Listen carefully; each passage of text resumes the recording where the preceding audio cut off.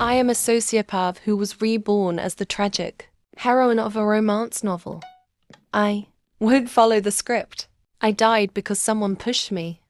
I remember the feeling of falling from the rooftop, the cold wind against my skin, and the terrified scream of the man who did it. I didn't scream. I never did. People called me many things during my life. Monster, psychopath, sociopath. I preferred practical.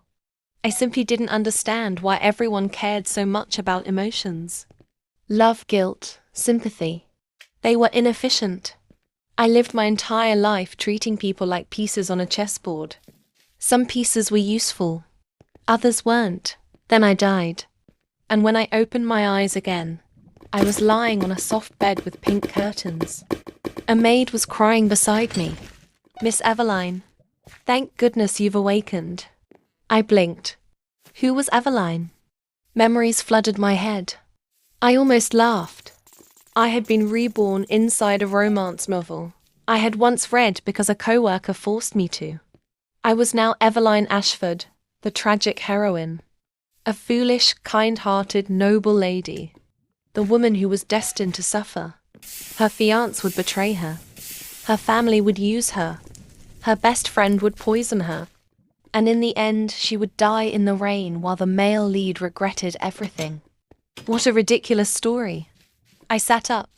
The maid smiled through her tears. "Miss, everyone was worried about you." I looked at her. She looked at me. Then I smiled. Not because I was happy, but because I had realized something. I knew every single person who was going to hurt me. I knew their secrets. I knew their weaknesses. And unlike the original Eveline, I had absolutely no problem killing people. The first villain was my fiancé, Duke Adrian Beaumont. Handsome, charismatic, and utterly pathetic. In the novel, he kept Eveline around because of her family's wealth while secretly sleeping with her cousin. He would eventually frame Eveline for treason and have her executed.